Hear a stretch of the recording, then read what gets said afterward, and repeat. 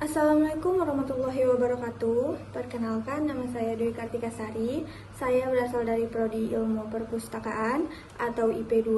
NIM saya 0601252042. Nah, baik, di sini saya akan menjelaskan materi tentang sejarah bahasa Indonesia, fungsi bahasa Indonesia, serta ragam bahasa Indonesia. Nah, yang pertama ada sejarah bahasa Indonesia.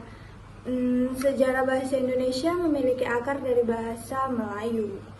Nah, dengan pengaruh bahasa Sanskerta, Arab, dan Belanda. Bahasa ini diresmikan sebagai bahasa nasional pada tahun 1945 setelah kemerdekaan negara Indonesia. Dan Sumpah Pemuda pada tahun 1928 menjadi tonggak penting dalam pengakuan bahasa Indonesia sebagai bahasa persatuan. Nah, yang kedua itu ada fungsi bahasa Indonesia. Nah, yang pertama itu bahasa persatuan, menyatukan berbagai suku dan daerah Indonesia.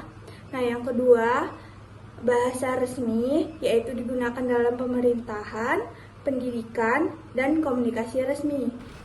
Nah, yang ketiga, ada sarana komunikasi, yaitu menggunakan komunikasi antar suku dan daerah. Nah, yang keempat, bahasa nasional, yaitu sebagai simbol identitas bangsa Indonesia dan mempererat rasa kebangsaan. Berdasarkan ragam bahasa Indonesia, ada berdasarkan media. Yang pertama, ragam lisan. Ragam lisan adalah bahasa yang diucapkan secara langsung, yaitu melibatkan alat ucap kita. Contohnya percakapan sehari-hari, pidato, atau wawancara. Nah, yang kedua, ragam tulis. Ragam tulis adalah bahasa yang kita hasilkan melalui tulisan.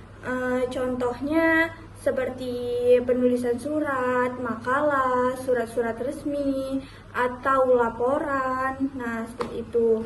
Berdasarkan cara pandang penutur, yaitu yang pertama ada ragam buku atau formal, digunakan dalam konteks resmi seperti pendidikan, pemerintahan, atau dokumen resmi, contohnya seperti nulis karya ilmiah dan surat menyurat tentang kedinasan.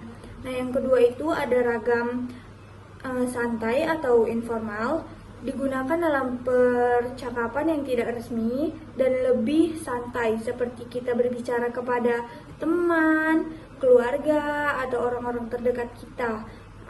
Berdasarkan pokok persoalan itu ada ragam ilmiah.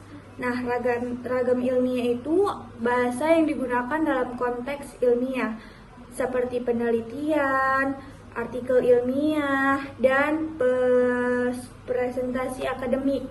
Nah, yang kedua itu ada ragam sastra. Ragam sastra itu adalah bahasa yang digunakan dalam karya sastra, seperti puisi, novel, atau drama.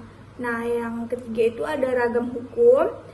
Ragam hukum adalah bahasa yang digunakan dalam konteks hukum seperti undang-undang, peraturan, dan dokumen hukum. Nah, seperti itu. Baiklah, sekian materi yang bisa saya sampaikan. Saya Dwi Kartika Sari mengucapkan terima kasih banyak. Wassalamualaikum warahmatullahi wabarakatuh.